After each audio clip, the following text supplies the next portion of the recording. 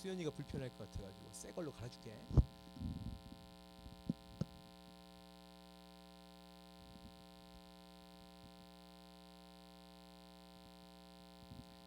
자, 오늘 함께 나누실 말씀은 사무엘하 11장 1절에서 4절. 사무엘하 11장 1절에서 4절. 자, 한 절씩 교독하고 마지막 4절 같이 보겠습니다. 그 해가 돌아와 왕들이 출전할 때가 되매 다윗이 요압과 그에게 있는 그의 부하들과 온 이스라엘 군대를 보내니 그들이 암몬 자손을 멸하고 라빠를 에워쌌고 다윗은 예루살렘에 그대로 있더라. 2절 준비 시작. 저녁 때에 다윗이 그의 침상에서 일어나 왕궁 옥상에서 거닐다가 그곳에서 보니 한 여인이 목욕을 하는데 심히 아름다워 보이는지라. 다윗이 사람을 보내 그 여인을 알아보게 하였더니 그가 아뢰되 그는 엘리암의 딸 햇사람 우리아의 아내 바세바가 아니니까 하니 같이요. 다윗이 전령을 보내어 그 여자를 자기에게로 데려오게 하고 그 여자가 그 부정함을 깨끗하게 하였으므로 더불어 동침함에 그 여자가 자기 집으로 돌아가니라. 아멘. 자, 좌우 앞뒤 옆으로 인사하시겠습니다. 잘 오셨습니다. 어색해. 그 시험 기간인데도 오신 건 하나님의 놀라운 은혜인 줄 믿습니다. 자, 승리케 하신 하나님께 영광의 박수 올려드리겠습니다. 박수 엄청나. 대단해. 시험 기간인데 괜찮아. 제가 이제 종종 하는 말이 있는데 여러분 그 영성의 유통기한은 그날이에요. 여러분 오늘 제가 목자 모임 때도 잠깐 이야기 나눴지만 과거에 내가 받았던 은혜를 가지고 많이들 살아가시고 또 특히 어른들도 많이 그러시는데 과거의 영성은 과거일 뿐입니다. 오늘의 영성, 오늘은 오늘의 영성을 먹고 살아야 돼요. 그래서 여러분 과거에 내가 어땠다라는 거 가지고 살지 마세요. 그러면 사단이 잡아먹어. 오늘 영성은 오늘까지예요. 여러분 시험 기간이잖아요. 그래서 많은 이제 제가 시험 기간에 쭉 한번 이제 필요한 청년들에게 연락을 좀 해보니까 미래에 대한 비전을 많이 얘기하고 하나님에 대한 이야기를 많이 했던 청년들이 오늘을 하나님으로 살지 못하는 걸 제가 굉장히 많이 목도하게 됐습니다. 시험 기간이니까 더 그러겠죠. 근데 제가 확언하건대 오늘 은혜로 못 사는 사람은 내일 은혜로 못 살아요. 그걸 여러분이 기억하셔야 돼요. 그렇죠. 하나님께서는 은혜가 없는 사람에게 은혜를 주시는 능력이 있으신 분이죠. 그러나 그것은 아주 특별한 스페셜한 경우이고 오늘을 은혜로 못 사는 사람은 당연히 내일도 은혜로 못 살아요. 오늘 내가 서 있는 하나님 나라를 우리가 많이 얘기하잖아요. 하나님 나라에 어디 있습니까? 죽어서 천국 가면 하나님 나라입니까? 아니죠. 내가 있는 이곳이 하나님 나라죠. 내가 있는 이곳이 하나님 나라로 만들 수 있는 사람이 내일 그리고 천국 가는 그 날까지 하나님 나라를 경험할 수 있는 것이죠. 여러분들 그 모습들 그대로 살아가셨으면 좋겠습니다. 특별히 이제 이종 여기 나오신 분들 특히 교사로도 많이 활동하고 계신데 그 교사는 여러분을 통해서 하나님을 봅니다. 여러분 굉장히 두려운 일들이죠. 여러분 제가 어디 가서 술 먹다가 걸리면 여러분 제 설교 들으실 수 있으시겠어요? 가능한 애도 있죠. 지수형 같은 애. 그죠? 안 가능해요? 왜 그럴까요? 왜 내가 술 먹는 거랑 여러분의 신앙이 왜 상관이 있을까요? 제가 목사기 때문에 그렇죠. 맞습니다. 여러분 각 목자로 교사로 여러분 활동하고 계신데 여러분의 신앙만큼 여러분의 자식들이 자라게 돼 있어요. 교사든 여러분의 목원이든 오늘 가진 신앙으로 오늘 사십시오. 그게 진짜 영성이에요. 그게 진짜 영성. 시험 기간에 시험에 매몰되지 마시고 시험 좀 못 봐도 괜찮아요. 그게 여러분의 인생이 아니잖아요. 근데 그게 여러분의 인생이 되는 순간 여러분 잡아먹혀요. 여러분이 시험을 조종해야지 시험이 나를 조종하게 만들면 세상에 우리가 많이 사는 사람들 비판하지 않습니까? 저렇게 살면 안 되겠다. 세상이 다 좋지 않은 방향으로 가고 있다는 거 알고 있죠? 왜 그럴까요? 여러분이 요즘 보통 하고 사는 삶을 살았기 때문에 그렇게 되는 거예요. 여러분 알잖아요. 근데 왜 그걸 떨쳐내지 못합니까? 은혜가 없으니까. 은혜가 없으니까 알긴 알지만 가슴이 나를 추동하지 않으니까 성령의 은혜가. 그러니까 남들을 비판하면서 욕하면서 따라 사는 거죠. 얼마나 불쌍해요. 근데 더 중요한 게 뭐냐면 말씀드렸듯이 그 모습을 보고 똑같이 여러분의 후배들이 그렇게 산다는 거예요. 여러분 기억하셔서 아직 시작도 안 했는데 기억하십시오. 자, 그런 은혜로 살았으면 좋겠어요. 오늘 찬양팀 찬양하는데 그냥 저는 뭐 모든 찬양팀이 은혜롭지만 우리 김지중 목사님이 별로 안 좋아할 소리긴 한데 제일 내가 은혜를 받는 찬양팀이 우리 청년 찬양팀 오늘 하는데 얼마나 제가 은혜가 되는지 그 청년 내 때에 할 때도 내가 청년의 시절로 돌아간 것 같고 내가 요즘에 저 청년들의 고백처럼 잘 살고 있는가 그런 생각도 많이 하게 되고 요거는 또 왜 이렇게 잘해? 땅땅땅 그죠? 또 오랜만에 찬양팀 그런 것도 좀 보고 하고 막 아주 감사한 찬양팀이 잘 서는 게 중요해요. 제가 목자님들께 자주 얘기하지만 찬양팀이 잘 서야 돼요. 찬양팀이 은혜가 있고 찬양팀 잘 서는 게 뭐냐면 잘 사는 게 돈 많이 버는 게 잘 사는 게 아니라고 얼마 전에 VIP 강사님이 얘기했잖아요. 찬양팀이 잘 서는 건 그 안에 영성이 있는 게 잘 사는 거예요. 기도가 있고 은혜가 있으면 좀 못해도 사실 괜찮아. 근데 우리 찬양팀들은 영성도 있고 요것도 잘하고 요것도 찬양도 잘하니까 제가 얼마나 가슴이 벅찬지 모릅니다. 이제 목자만 잘 서면 어느 정도 세팅이 되는데 목자만 조금 더 오늘 한 3분 정도 저랑 얘기할 분 계신데 오늘 말씀 가운데 하나님께서 여러분 가슴에 팍 들어가셔서 하겠습니다 하는 은혜가 일어나길 소망합니다. 왜 비웃어? 자, 육체 노동을 주로 했던 과거에는 육체 노동을 했잖아요. 그 레드칼라 시대에 육체 노동을 주로 했던 과거에는 한번 기술이 확보되면 그리고 그 기술이 체화가 되면 그 기술을 가지고 아주 오랜 시간 써먹으며 생활할 수 있었습니다. 그러니까 옛날에는 뭐 기술 진보가 빠르지 않았고 사회 전반에 변화될 것들이 그리 많지 않았기 때문에 그냥 한번 배운 체득한 지식 가지고 쭉 먹고 살 수 있었잖아요. 그런데 이게 지식 사회에 들어와서는 지금 지식 사회입니다. 정보 사회, 지식 사회에 들어와서는 판이하게 이 판이 바뀌게 됩니다. 왜냐하면 과학 기술이 굉장히 급속도로 발전하잖아요. 오늘하고 내일이 다를 정도로 발전하고 그래서 너무나 사회가 빠르게 변하고 있기 때문이죠. 자, 다음 사진 한번 보시면 자, 저게 1993년도에 꿈돌이라는 그 1988년도에 그 우리나라가 뭘 했죠? 올림픽을 했습니다. 예, 올림픽의 공식 그 동물이 뭐죠? 호돌이. 아세요? 몰라? 그래. 여러분은 알아도 대답하지 않는 MZ세대. 그때의 93년도 대전 세계 과학 엑스포의 마크가 저기 있는 이상하게 생긴 꿈돌이라는 마크. 제가 중학교 1학년 때의 일입니다. 93년도니까. 제가 대전에 살아서 저 꿈돌이 동산을 갔어요. 그 당시에는 이제 저런 일들이 드물었기 때문에 저런 일이 열리면 사람 되게 많죠. 학교가 다 갔거든. 돌아가면서 대전에 있는 학교들이 다 갔습니다. 근데 저 안에서 많은 일들이 있었는데 제가 아직도 기억나는 것이 엄청나게 큰 컴퓨터가 전시되어 있었어요. 그런데 컴퓨터를 봤는데 아무리 찾아도 마우스가 없는 거예요. 마우스가 없고 큰 컴퓨터에 모니터만 딱 들어가 있는 거예요. 그리고 그 컴퓨터 옆에 뭐라고 써 있었냐면 이렇게 써 있었습니다. 가까운 미래에는 마우스가 없이도 이 손가락으로 화면을 갖다 대면 이렇게 누르기만 하면 이 손가락이 마우스를 대체하는 시대가 도래할 것이다. 이렇게 써 있는 거예요. 그래서 제가 너무나 신기해서 화면을 손으로 터치했는데 마우스 커서가 움직인다니 이런 말도 안 되는 일이. 그래서 제가 한참 누르면서 93년도에는 이렇게 눌렀는데 잘 안 눌려요. 막 세게 눌러야 커서가 따라오고 세게 눌러야 그 폴더 안에 들어가졌거든요. 제가 그걸 한참 했던 기억이 있어요. 그러면서 제가 또 어떤 생각을 속으로 했냐면 여기가 엑스포니까 이런 게 있지 이게 설마 되겠어? 이런 슈퍼컴퓨터 말도 안 돼. 이런 컴퓨터가 미래에 모든 사람이 가질 수 있다고 설명이 사실 납득이 안 됐었습니다.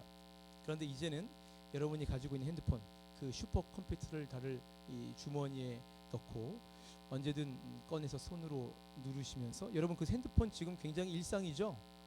93년도에는 말도 안 되는 환상이었습니다. 그렇게 갖고 다니는 시대가 도래했잖아요. 불과 10년 조금 지나고 이런 일들이 우리에게 찾아왔죠.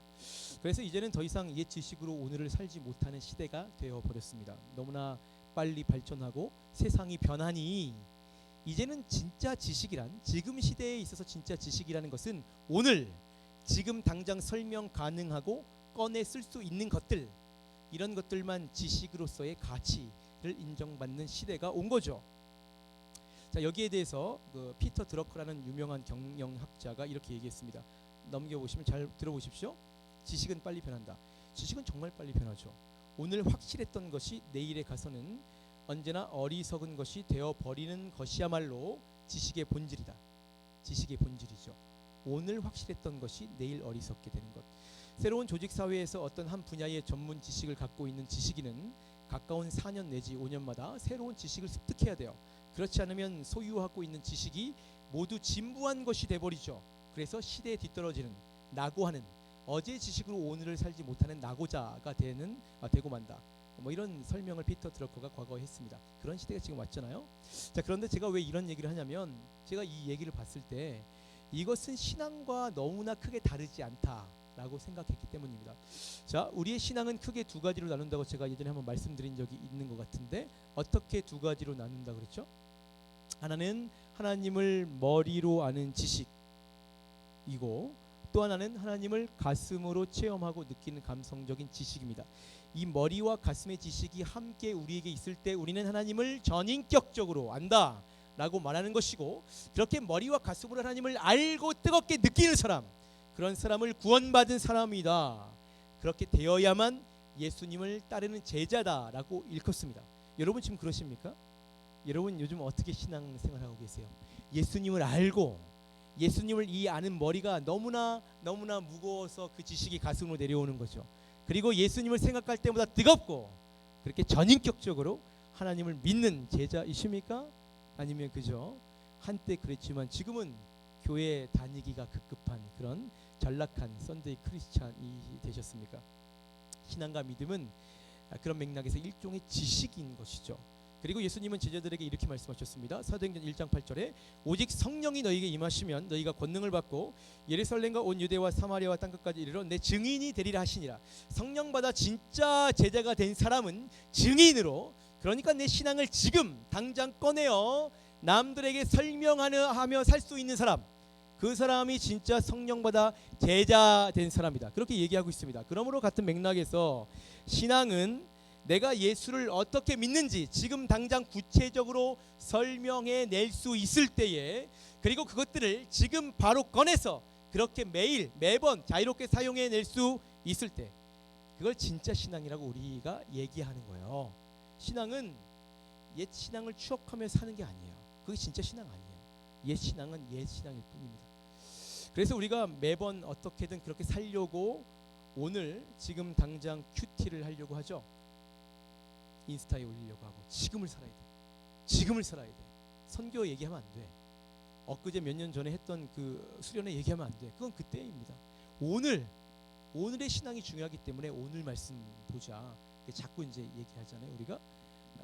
그리고 그렇게 오늘을 살려고 우리 목자가 왜 돼요?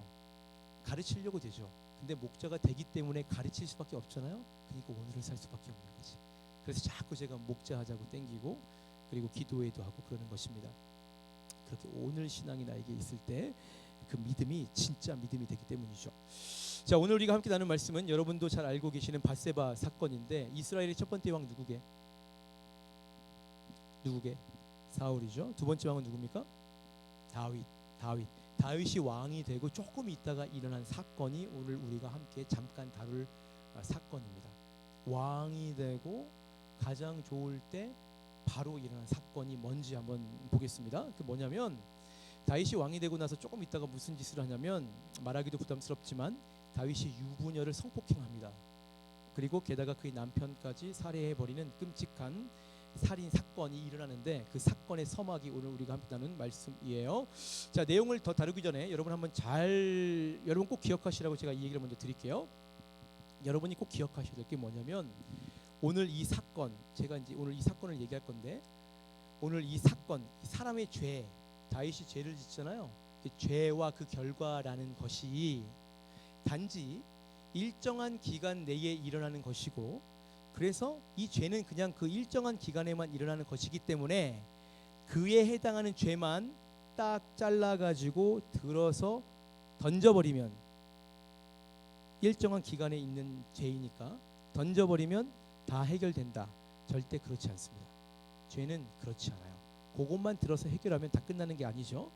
오늘 이 사건, 그러니까 제가 말씀드리려고 하는 이 밧세바 간음 사건, 그리고 다윗이 간음에 부족해서 사람까지 죽이는 그 살인 사건은 오늘 일어나고 오늘 회개했다고 끝나는 것이 아니라, 이 사건 때문에, 이 사건은 계속되는 다윗과 이스라엘의 불행한 사건들의 직접적인 그리고 간접적인 원인이 됩니다. 다윗이 성폭행했기 때문에 조금 있다 다윗의 아들이 죽죠. 다윗이 성폭행을 했기 때문에 조금 있다가 아들끼리 성폭행하는 근친상간 성폭행하는 엄청난 일이 일어납니다. 다윗이 한번 성폭행을 하니까 자식이 다윗의 아내, 그러니까 어머니잖아요, 후첩을 또 성폭행하는 일들이 이 한 번의 죄 때문에 연쇄적으로 일어나게 됩니다. 죄가 무서운 것이 이런 것이죠. 자, 죄가 무엇입니까? 죄가 무엇입니까? 여러분, 뭐가 죄요? 성경에서 말하고 있는 유일한 죄는 말씀의 하나님이 나의 하나님이 아니라 세상의 다른 것이 내 하나님이 되는 것이 죄다라고 정확하게 얘기하고 있습니다.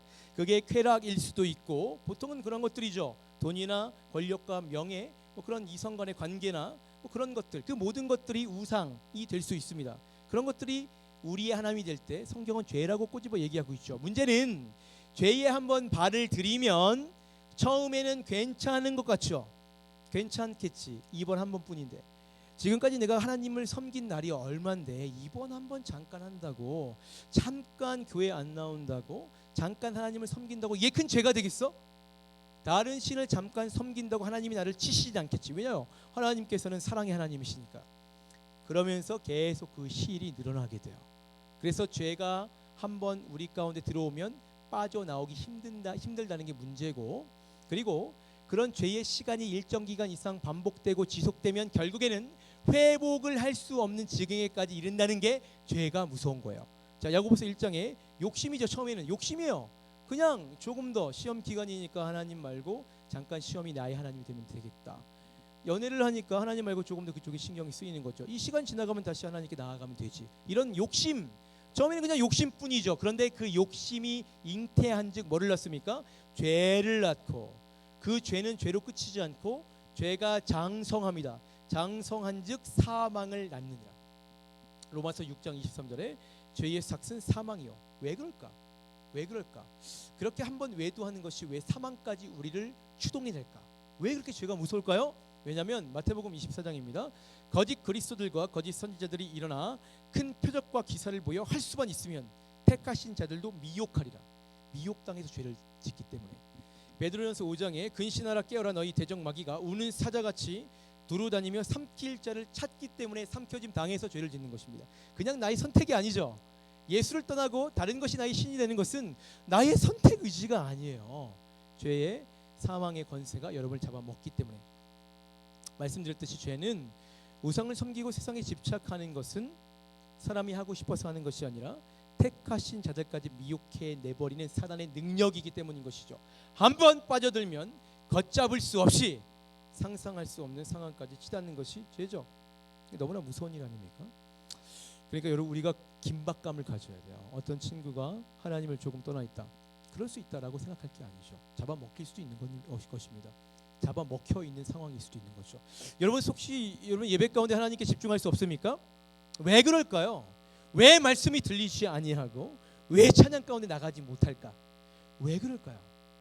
간단하게 생각할 일이 아니죠. 왜 그럴까? 그래서 성경은 우리에게 항상 얘기하고 있습니다. 깨어서 근신하고 성령 안에서 항상 기도하라. 그렇지 않으면 잡아먹히는 거죠. 죄가 그래서 무서운 거예요. 오늘 말씀의 다윗이 그렇습니다. 본문 2절을 한번 보시겠습니다. 제가 읽어드릴게요. 저녁 때에 다윗이 그의 침상에서 일어나 왕궁 옥상에서 거닐다가 그곳에서 보니 한 여인이 목욕을 하는데 심히 아름다워 보였대요. 자, 밧세바가 심히 아름다워 보였다고 합니다. 자, 여기서 아름다워 보였다에 사용된 히브리어 단어는 지극히 육체적이고 정욕적인 차원의 아름다움을 뜻하는 것입니다. 지금 이 순간 그 욕망이 다윗을 지배하는 다윗의 하나님이 되어버린 것이죠. 지금 이 순간 그 욕망이 하나님께 집중하지 못하는 그 어떤 것, 그게 뭐가 될지 모르죠, 우리에겐. 그런데 다윗에겐 그 욕정이 지금 다윗을 지배하는 하나님이 되어버린 것이죠. 그런데 그 여인이 누구입니까? 다윗이 사람을 보내 그 여인을 알아보게 했죠. 그런데 그가 알아되 그의 이름은 엘리암의 딸이요 햇사람 우리아의 아내 뭐죠? 밧세바가 아니니까 하니, 밧세바를 봤습니다. 밧세바. 이 성경 말씀에 보면 밧세바의 아버지는 엘리암입니다. 엘리암은 여러분 아시겠지만 아히도벨의 아들이 엘리암이에요. 그러니까 정리해 보자면 밧세바는 다윗을 지금까지 최측근에서 도왔던 다윗에겐 은인이죠. 아히도벨의 손녀인 것이고, 건드리면 안 돼요. 자기를 가장 어려울 때 최측근에서 도왔던 아히도벨의 손녀가 밧세바예요. 그리고 아시겠지만 밧세바는 다윗에게 가장 충직했던 우리아의 아내가 밧세바예요. 다윗이 들었어요. 정보가 들어왔잖아. 다윗이 들었어요. 밧세바가 누군지 알아요. 그런데 죄에 빠져버린 순간에 욕정이 그의 하나님이 되어 버렸을 때에 그 모든 것들을 완전히 잊어버리는 것이죠. 그리고는 처음에는 단지 욕심이었는데 그냥 욕망에 빠질 수 있는 거죠. 그냥 속으로만 그러는 거죠. 그런데 이 욕심이 가만히 놔뒀더니 간음을 해버리게 만들고, 그 욕심이 그렇게 은인이었던 충직한 부하와 신하들을 배신하게 하고, 그 욕심이 결국에는 사람까지 죽여버리게 하는 것이죠. 이것이 하나님 없이 사는 사람들의 말로인 것입니다. 그래서 세상이 이렇잖아요. 그래서 전쟁하고, 그 어느 때보다 살기 좋고, 그 어느 때보다 사랑이라는 단어가 많이 나온 세대에 가장 사랑이 없는 시대가 되어버린 것이죠. 이것이 하나님 없는 시대와 하나님 없는 사람들의 말로인 것입니다. 우리도 마찬가지잖아요. 그리고 여러분 아시겠지만 먼 훗날 기억하십니까? 결국 밧세바의 할아버지 이 아히도벨은 압살롬이라고 있어요. 그 다윗의 아들이 압살롬이거든요. 근데 압살롬이 나중에 다윗에게 반역을 해서 다윗을 내쫓아버려요. 아들이 압살롬이. 근데 아히도벨이 나중에 그렇게 압살롬이 반란을 일으킬 때 압살롬 편에 붙어요. 왜 그랬을까? 아마도 오늘 이 사건, 다윗이 자기 손녀를 간음한 이 사건, 그 사건에 적지 않은 영향을 미쳤을 것이라고 누구나 합리적인 의심을 해볼 수 있는 것이죠. 근데 죄에 빠지면, 한 번 우상에 빠지기만 하면 빠져나오기도 힘들 뿐더러 당장 지금은 정리가 되는 것 같아도 그 영향력이 언제고 후대에까지 미칠 수도 있는 것입니다. 오늘을 잘 살라고 제가 자꾸 얘기를 하는 거예요. 오늘을 잘 살지 못하는 사람은 내일 못 살아요. 죄를 짓기 때문에, 죄의 영향력 아래에 있기 때문에. 그래서 죄는 최대한 그냥 피하고 아예 발을 들이지 않는 것이 상책입니다.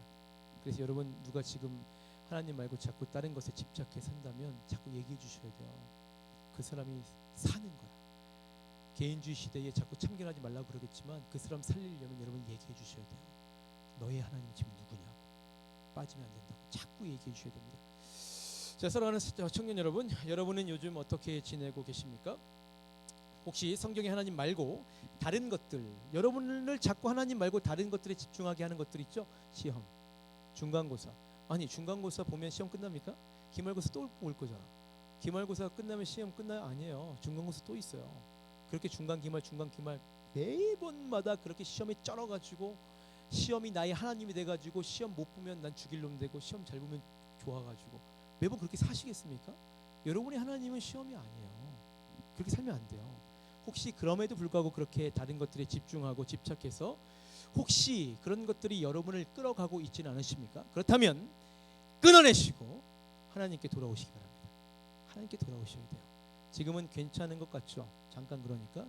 그런데 그게 여러분을 어떻게 어디까지 끌고 갈지 모르는 것이기 때문에 끊어내셔야 됩니다. 자, 그렇다면 우리의 궁금증은 이것입니다. 왜 오늘 말씀 이전 조금 여러분 큐티 다 하시죠? 큐티 말씀 따라 제가 지금 말씀 나누는 거예요. 오늘 말씀에서 조금만 넘겨보면 다윗이 하나님 앞에 춤췄거든요. 그래서 사도행전에 보면 내 마음에 합한 자다 그렇게 평가받았거든요, 다윗이.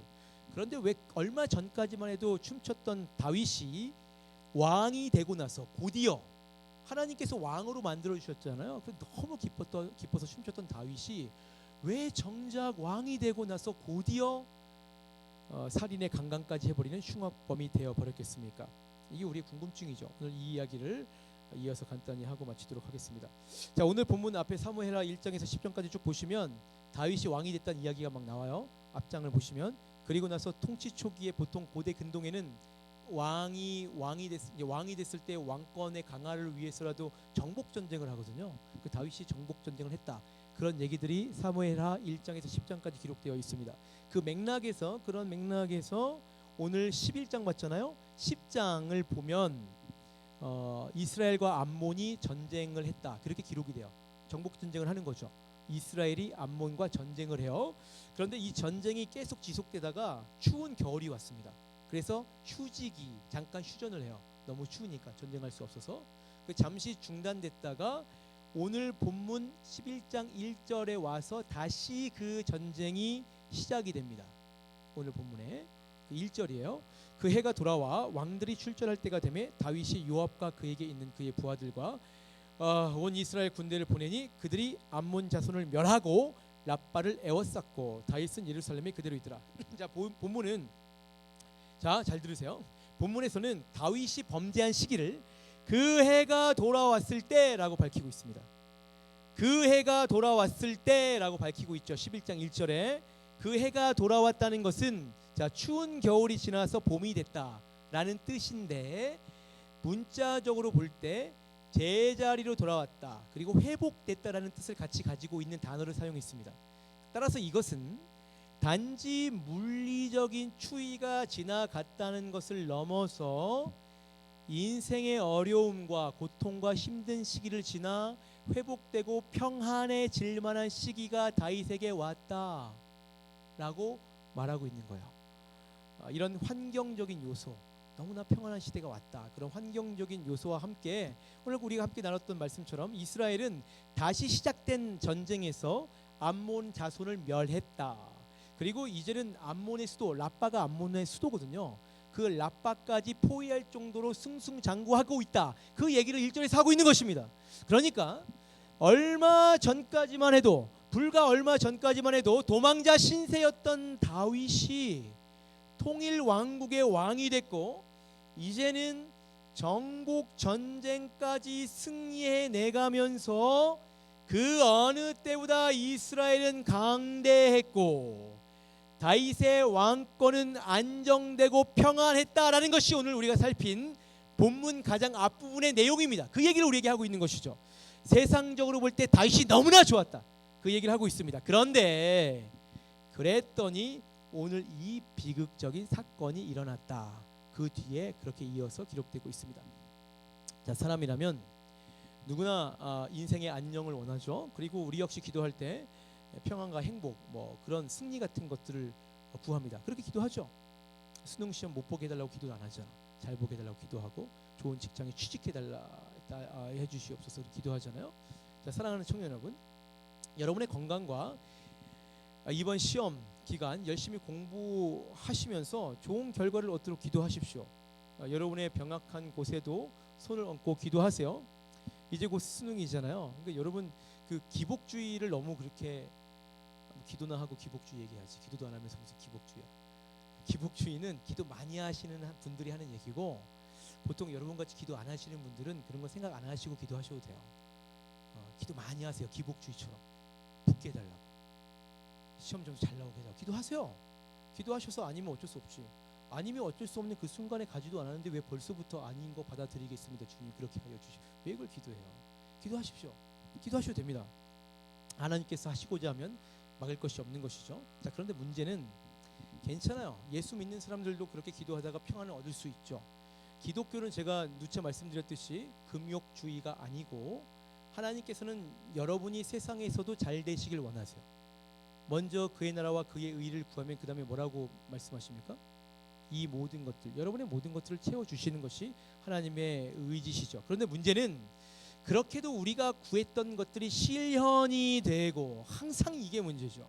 그렇게 간절히 원했던 것, 내가 하나님께 구할 수밖에 없이 힘들 때 그렇게 구했던 것들이 나에게 실현되고, 그래서 우리가 평안해졌을 때 더 이상 간절하게 없는 시기가 오잖아요.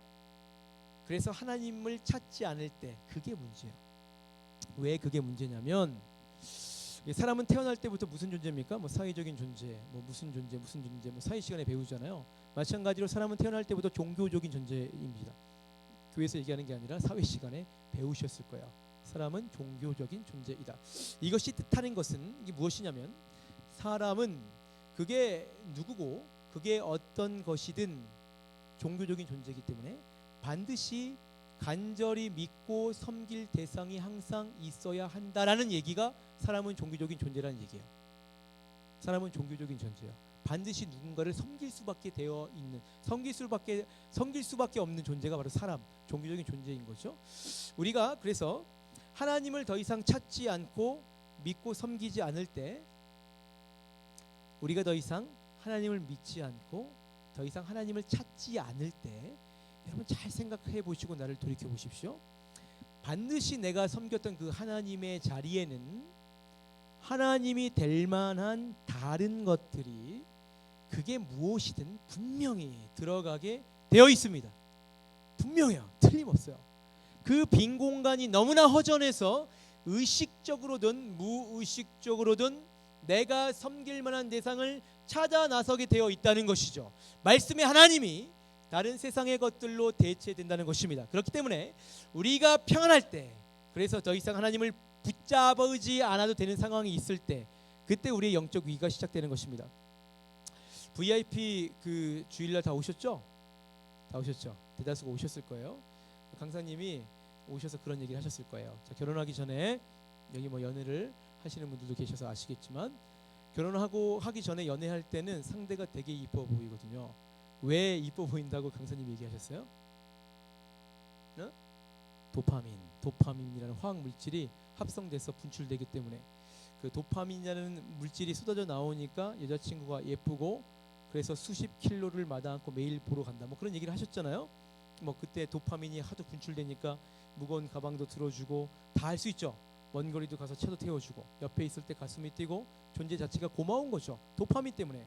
그러다가 너무나 사랑해서 결국 결혼에 꼴이 나게 됐습니다. 그런데 문제는 똑같죠. 결혼하고 평안이 찾아오면 얼마나 좋습니까? 아내에게 감사하고 나랑 결혼해 주셔서 감사합니다. 아내에게 감사하고 고마워하면서 더 아내를 찾아야 되는데 안타깝게도 뭐가 줄어들어요? 도파민이 줄어들어요. 도파민이 줄어들어요.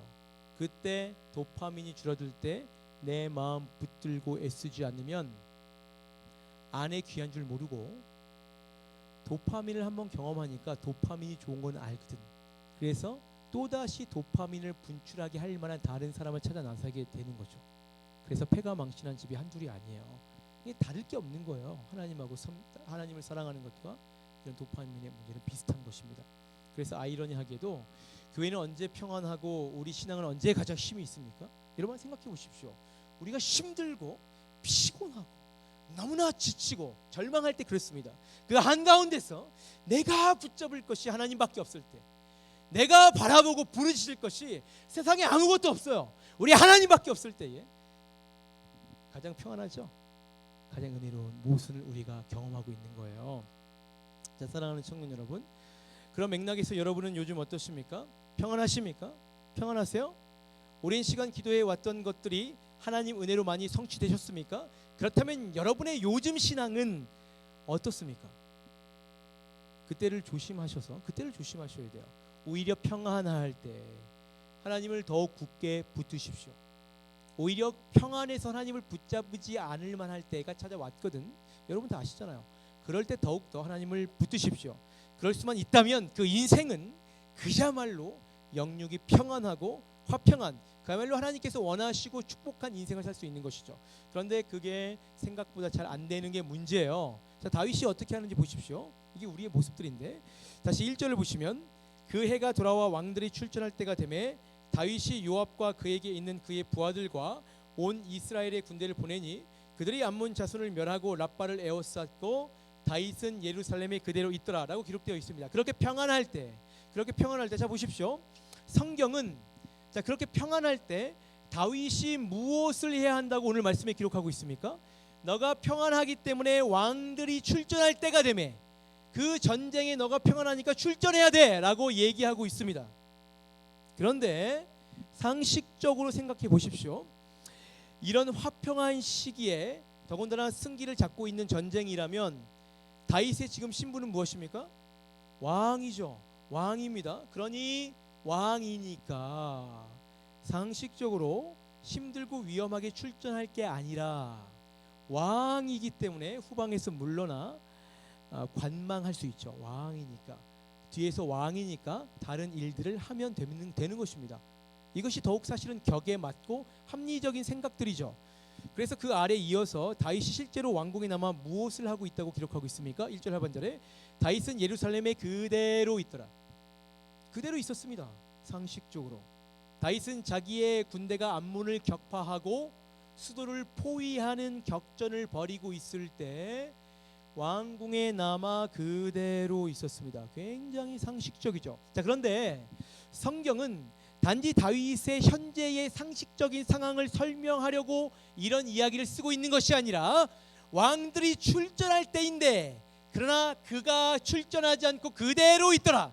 이 상반된 상황들을 함께 기록하면서 지금까지 늘 그랬듯이 그가 다윗이라면, 우리가 알고 있는 그 신앙의 위대한 선조 다윗이라면 세상과 치열한 전투에서 가장 앞에서 싸워야 하는데, 그것이 다윗의 정체성이죠. 그리고 또 우리의 정체성입니다. 우리가 그리스도인이라면 마땅히 세상의 최전선에서 예수를 증거하며 싸워야 하는데 그걸 지금 안 하고 있다. 그걸 안 하고 있는 것이죠. 그대로 있다. 다 그대로 있죠. 너무나 평안하니까 그대로 있더라. 그런 다윗의 영적인 침체가 얼마나 심각한지 강하게 표현하고 있는 것입니다. 신앙은 상식과 합리가 아닌 거예요. 신앙은 상식과 합리가 아니야. 내가 되게 신기한 얘기 해줄까? 하나님은 살아계셔. 여러분, 이 얘기가 신기하게 들리시는 분 계십니까? 많이들 그러실 것 같아요. 하나님 살아계세요. 살아계신 하나님 앞에 어떻게 상식과 합리를 들이대? 이런 다윗의 상태를 오늘 본문에서는 뭐라고 얘기하냐면 저녁때다. 저녁때라고 비유하고 있습니다. 성경은 종종 등장하는, 제가 말씀드렸죠? 종종 등장하는 성경 인물들의 영적 상태를 물리적인 시간대를 들어서 자주 비유해요. 잠언 7장에 이 뭐라고 되어 있냐면, 내가 내 집 들창으로 실창으로 내다보다가 어리석은 자 중에 젊은이 가운데 한 지혜 없는 자를 보았대. 근데 이 사람이 어떤 사람이냐면, 그가 거리를 지나 음녀의 골목 모퉁이로 가까이 하는 그 어리석은 자를 봤대. 근데 이때가 언제냐면 저물 때, 황혼 때, 깊은 밤 흑암중이라, 이렇게 얘기하고 있습니다. 다윗의 영성이 저녁 저물고 있는 것이죠. 다윗은 오늘 밝은 대낮에 예수 그리스도 앞에 무릎 꿇고 기도하는 그 대낮에 깊은 잠에 빠져 있다가 밤이 찾아오는 그 저녁이 돼서야 침상에서 일어났고, 어둠이 찾아오는 그 시간에 한가롭게 지붕 위에서 거닐었고, 그러다가 목욕을 하는 밧세바를 봤다. 그렇게 오늘 성경을 기록하고 있습니다. 눈여겨볼 것은 이 모든 사건들이 기록된 1절과 2절을 쭉 동사들을 살펴보시면 뭐라고 되어 있습니까? 그대로 있었다, 일어났다, 거닐었더니 봤다. 이 동사들은, 이 행동들이 각각 따로따로 일어나는 것이 아니죠. 연쇄적으로 일어났다고 강조하고 있는 동사의 표현들인데, 이것은 앞선 행동들이 있었기 때문에 뒤에 있는 행동들이 가능했다, 앞선 행동들 때문에 뒤에 행동들이 연쇄적으로 일어났다라는 것들을 강조하는 뉘앙스를 강하게 풍기고 있는 동사들을 사용하고 있는 문장들입니다. 그러므로 결국 밧세바를 보았고 그를 불러서 성범죄를 했고, 결국 자신의 죄를 숨기려고 그의 남편까지 기어이 죽이고야마는 이 엄청난 범죄는 그가 하려고 해서 한 게 아니에요. 계획범죄가 절대 아니에요. 가장 처음에 무엇입니까? 그 해에 출전하지 않고 그대로 있었다. 따뜻한 봄날이라는 환경과 그 환경에 취해 왕궁에 그대로 있을 때, 라는 다윗의 선택과 행동 때문에 일어난 것이죠. 그대로 있었어. 안에 긴장감이 없어. 하나님 앞에 그대로 있었죠. 그래서 저자는, 오늘 사무엘 하의 저자는 오히려 평안할 때, 왜 이런 일들이 기록되어 있습니까? 오히려 평안할 때, 오히려 다윗이 이제 왕이 되었기 때문에 출전해야 했다, 우리 보고 출전하라고 얘기하는 거예요. 여러분, 신앙은 가만히 있으면 그냥 유지가 될 것 같죠? 절대 그렇지 않습니다. 신앙은 가만히 있으면 주저앉아요. 나를 자꾸 하나님 앞에 괴롭혀야 올라가는 것이죠.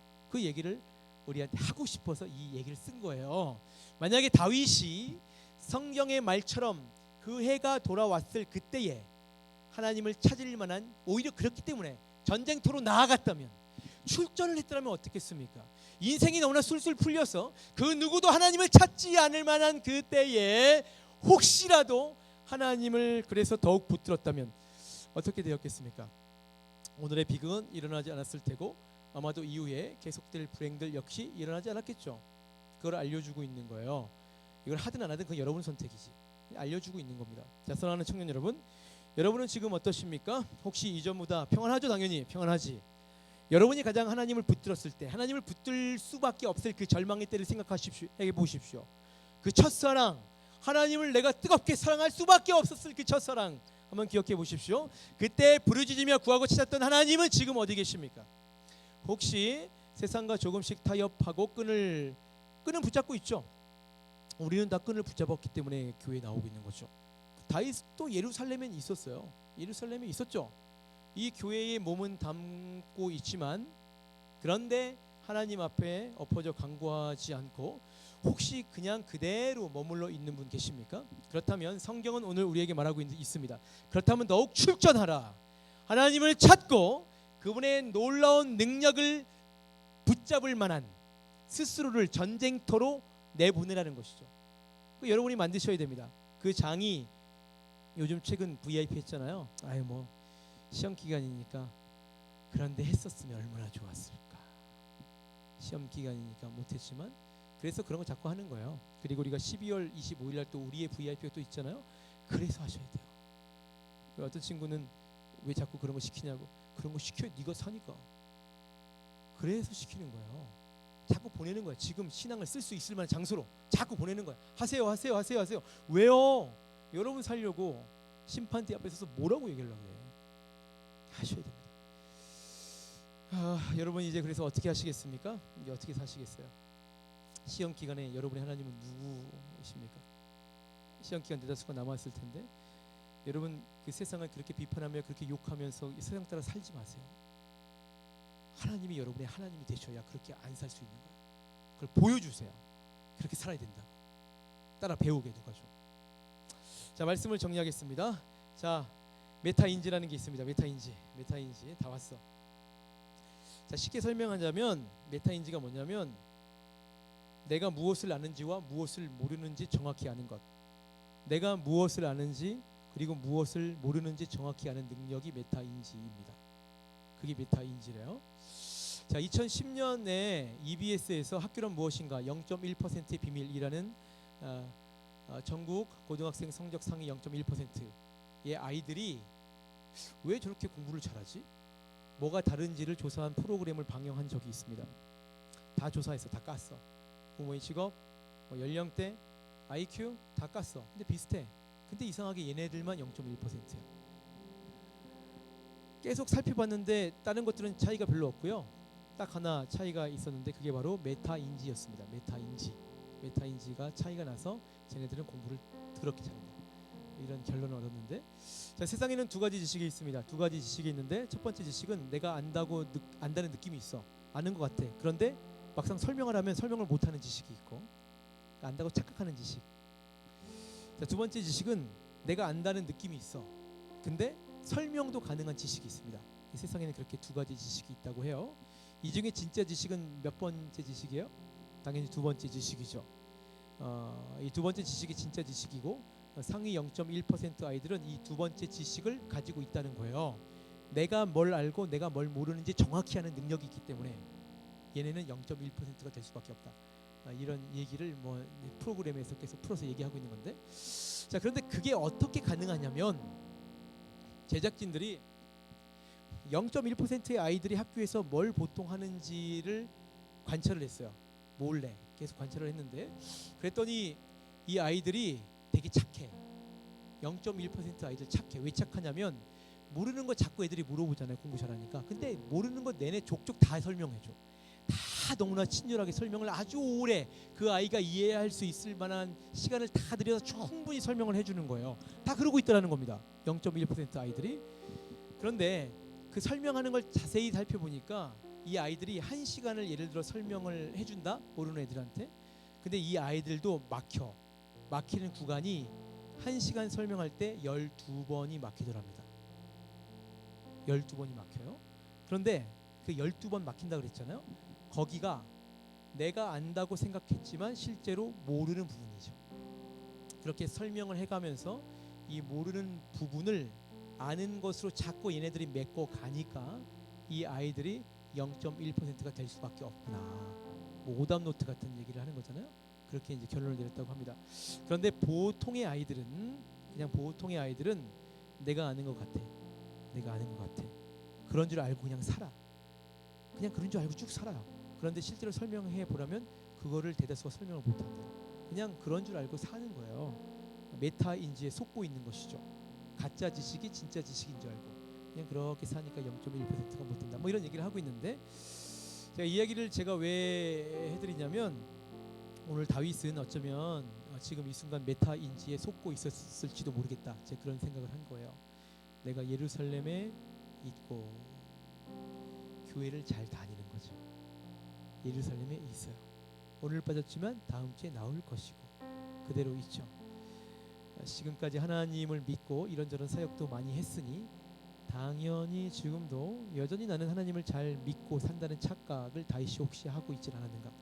그래서 왕들이 출전할 때 그는 예루살렘에 그대로 있었던 것이 아닌가. 제가 그런 생각을 하게 됐습니다. 자, 사랑하는 청년 여러분, 여러분은 어떠십니까? 옛날의 신앙이 지금의 신앙이 되고, 오래전에 신앙으로 내가 하나님을 안다고 생각했을 때 어쩌면 여러분은 메타인지에 속고 있는 것인지도 모릅니다. 속고 있는 것인지 모르죠. 그리고 어쩌면 한국 교회는 조국 교회가 자꾸 힘들어지는 이유는 정말 속고 있었던 게 진짜라는 게 나타나는 거죠. 그런 생각을 하게 됐어요. 우리의 신앙은, 여러분 잘 들으세요. 여러분 하나님 살아계신다고 꼭 믿으셔야 돼요. 그런 거 갖다 가지고 아니에요. 그건 모르는 거예요. 성경 분명히 말하고 있습니다. 하나님 살아계십니까? 여러분 구원 받으셨습니까? 아멘. 맞습니다. 안다라고 내가 정확하게 얘기할 수 있는 사람만이 구원받은 사람이다. 로마서 8장에 정확하게 나와 있습니다. 잘 모르겠어요. 그런 것 같아요.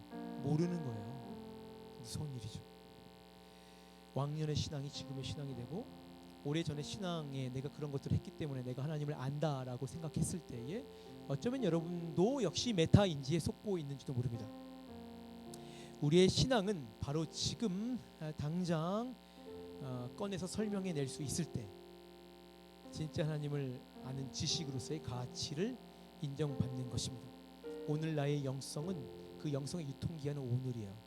내일로 넘어가지 않아요. 오늘 그 영성 먹고 오늘 사는 거예요. 밥도 하루에 3끼 먹으면서 왜 영성은 10년 될 것 같고 사는 거예요? 그러면 안 되는 거예요. 오늘의 영성 가지고 오늘 사는 거예요. 그 영성 보고 여러분의 후배들이 보고 배우는 거예요. 그리고 이런 것은 지금 내가 내 신앙을 꾸준히 남에게 설명해 낼 때, 곧 증인으로 매일 전쟁터에 출전할 때 가능한 것이죠. 나를 괴롭히세요, 여러분. 가만히 놔두지 마세요. 옆에 친구가 가만히 있는 것 같으면 괴롭혀 주세요. 놔두면 안 돼. 그 영혼이 죽는 거죠. 놔두면 안 돼요. 자, 그러므로 사랑하는 청년 여러분, 여러분의 삶의 시대로 출전하십시오. 삶의 시대로 출전하십시오. 다시 한번 권합니다. 여러분의 삶의 시대로 출전하셔야 돼요. 그대로 머물지 마시고, 지금 신앙에 만족하지 마시고, 삶의 최전선, 하나님을 증거할 만한 곳으로 나아가십시오. 여러분의 삶의 다양한 지대에, 가정에서, 직장에서, 그리고 학교에서 예수를 삶으로 증거해내십시오. 그랬을 때 우리는 사단 권세에 넘어가 죄에 빠져들지 않고 오늘을 제자로 힘있게 살아갈 수 있는 것입니다. 왜 이렇게 주눅 들어가 있어? 힘들고 피곤하고. 은혜가 있으면 그렇게 안 살 수 있는 거예요. 그 은혜가 우리 함대 가운데 넘치길 예수님으로 축원합니다. 우리 함께 찬양했으면 좋겠습니다. 수많은 사람들 주를 따르네 자신의 연약함 가지고 수많은 눈물의 시간 속에서 믿음으로 주를 보내. 자, 우리 찬양의 가사를 생각하시고 우리 말씀을 기억하시면서 뒤에 있는 분들 일어나세요. 뒤에 있는 분들 일어나서 찬양했으면 좋겠습니다. 네, 환경이 사람을 만들죠? 괜찮지만 뒤에 있는 분들 일어나세요. 자리에 앉으시든지. 수많은 사람들 주를 따르네 자신의 연약함 가지고 자신의 연약함 가지고 수많은 눈물의 시간 속에서 믿음으로 주를 보내. 다시 한번 고백하겠습니다. 수많은 사람들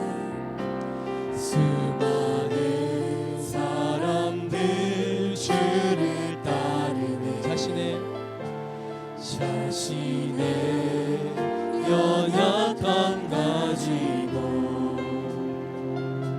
수많은 눈물의 시간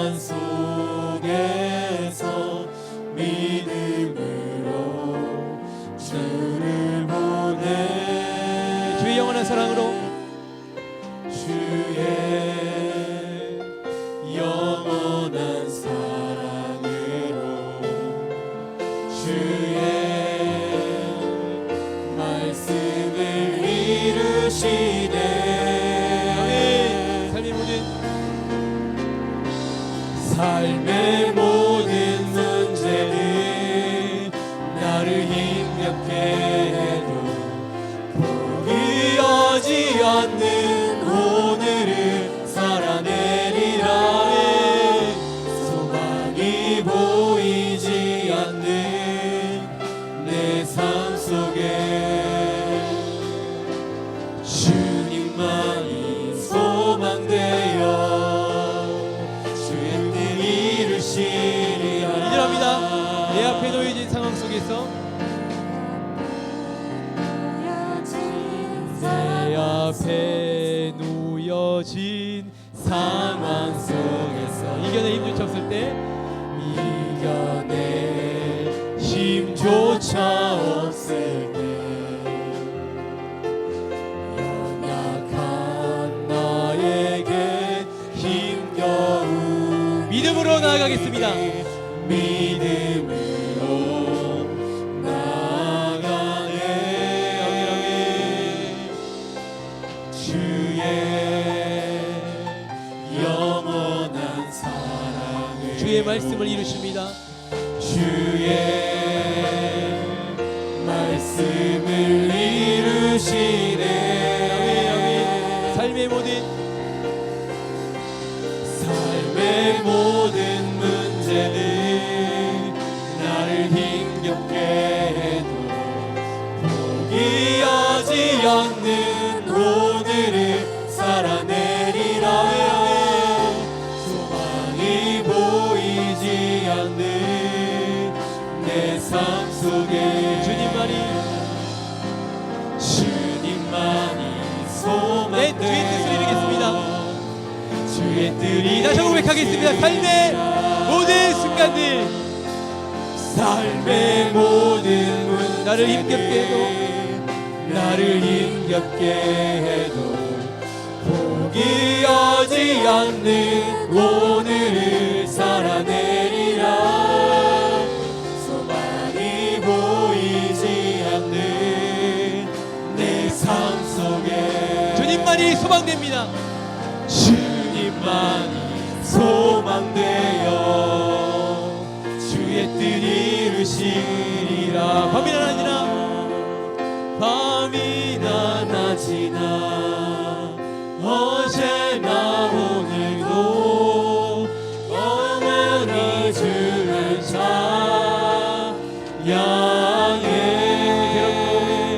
괴롭고 슬플 때 난망하여 넘어져도 언제나 주만 자, 믿음으로 선포하겠습니다. 밤이나 낮이나 주를 찬양하겠습니다. 밤이나 낮이나 아멘. 어제나 오늘도 영원히 주만 찬양해. 괴롭고 슬플 때 낭만하여 넘어져도 언제나 주만. 이것이 우리의 믿음의 고백입니다. 밤이나 낮이나 밤이나 낮이나 어제나 오늘도 영원히 주만 찬양해.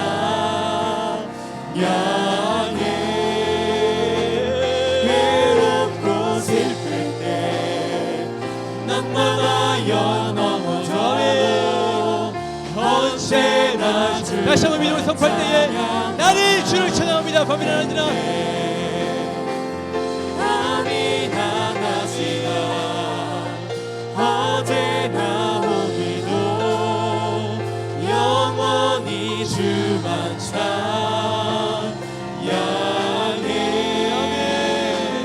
괴롭고 슬플 때 낭만하여 넘어져도 언제나 주만.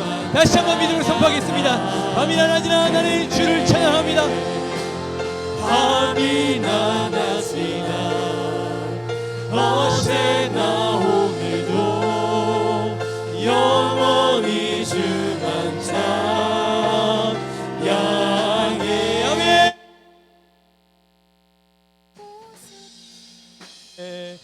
낭망하여 연 넘어져 언제나 주만 찬양합니다. 언제나 주 한번 더 믿음으로 선포하겠습니다. 믿음으로 우리의 마음을 하나님께 올려드립니다. 밤이나 낮이나 주를 찬양합니다. 밤이나 낮이나 어제나 오늘도 영원히 주만 찬양해.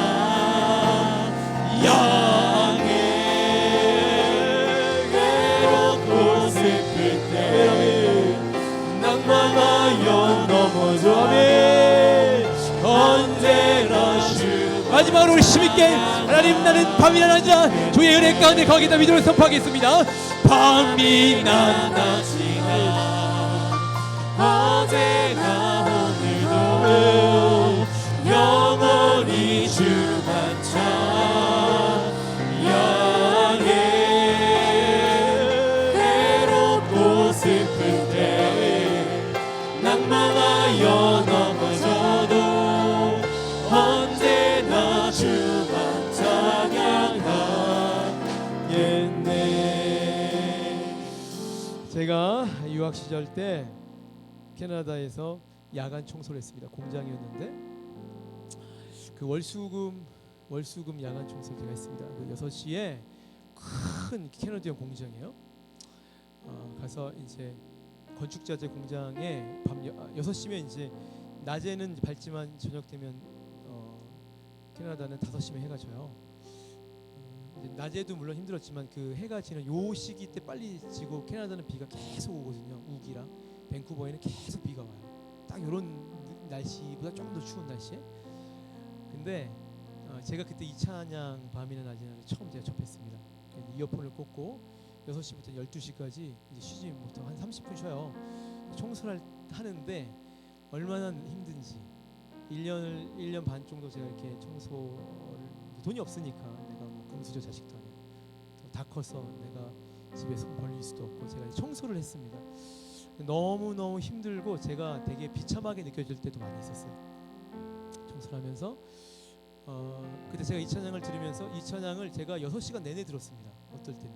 근데 6시간 내내 되게 신기하죠? 같은 가사를 6시간 내내 듣는데도 막 울어. 눈물이 나오고 그렇게 하나님이 보고 싶고 은혜가 되고 역사가 막 일어나고. 근데 저는 요즘에 이거 6시간 못 듣습니다. 은혜가 잘 안 돼. 왜 그럴까요? 평안하거든. 평안합니다.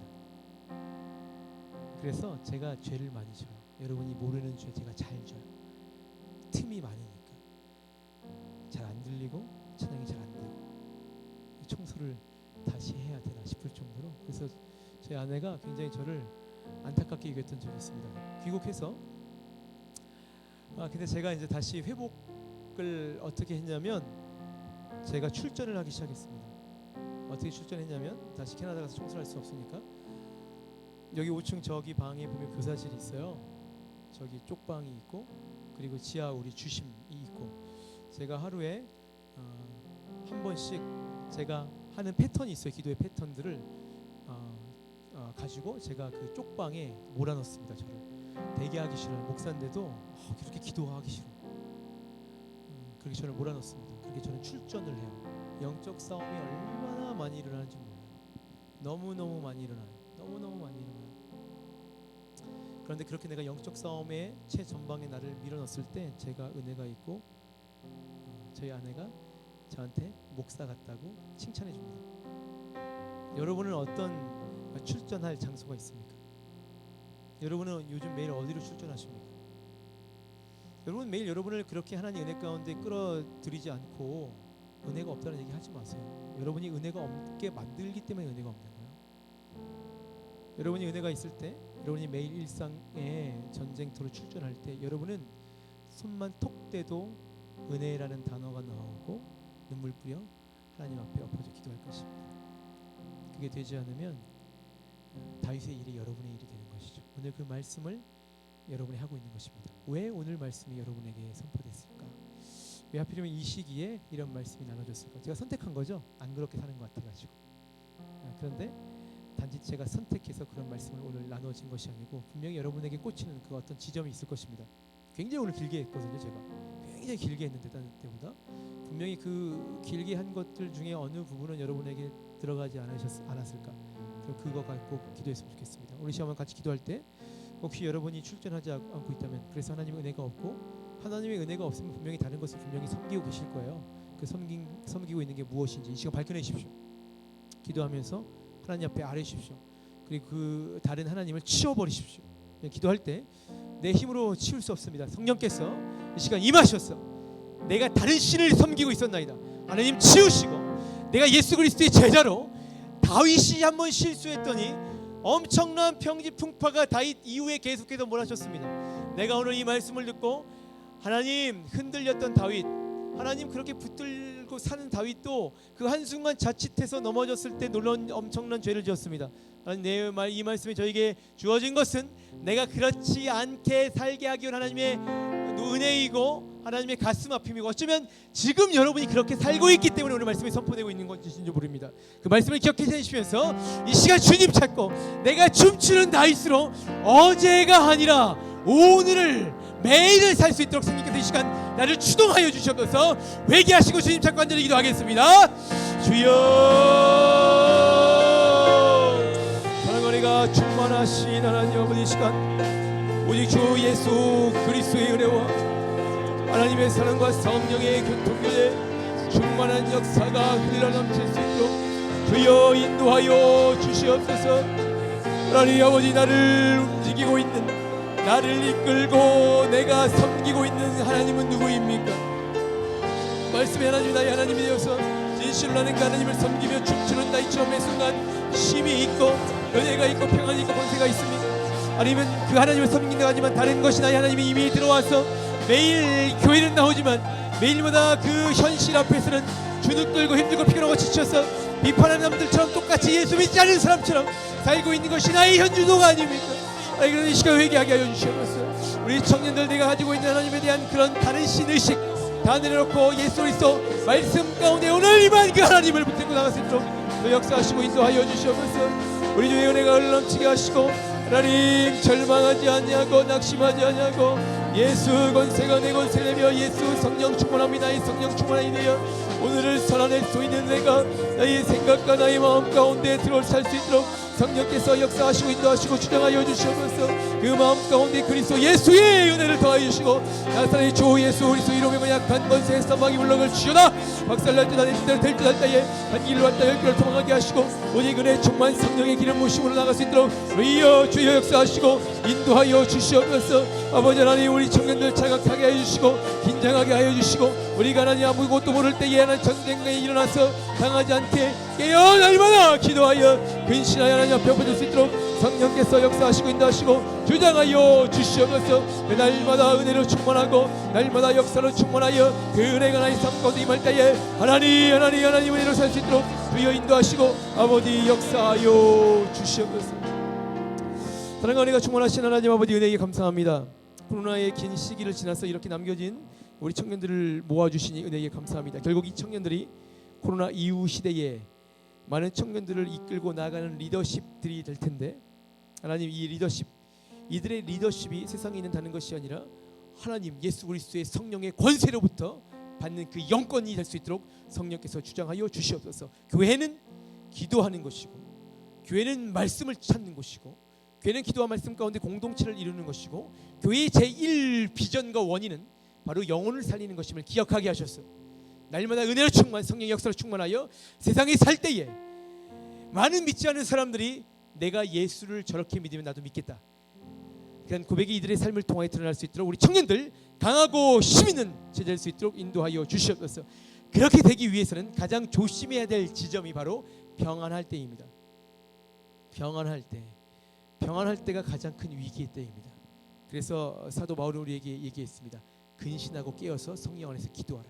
너희 대적 사단 마귀가 우는 사자와 같이 두루 삼킬 자를 찾고 있다. 깨어서 근신하여 성령 안에 기도하라. 이 평안할 때에 사역이 없고 하나님을 나누지 못할 만한 예수 믿지 않는 사람들과 많이 어울리는 이 학기 중에 평안할 때에 하나님, 이 시기에 하나님께서 오늘 말씀을 주셨습니다. 평안할 때에 출전하게 하여 주시옵소서.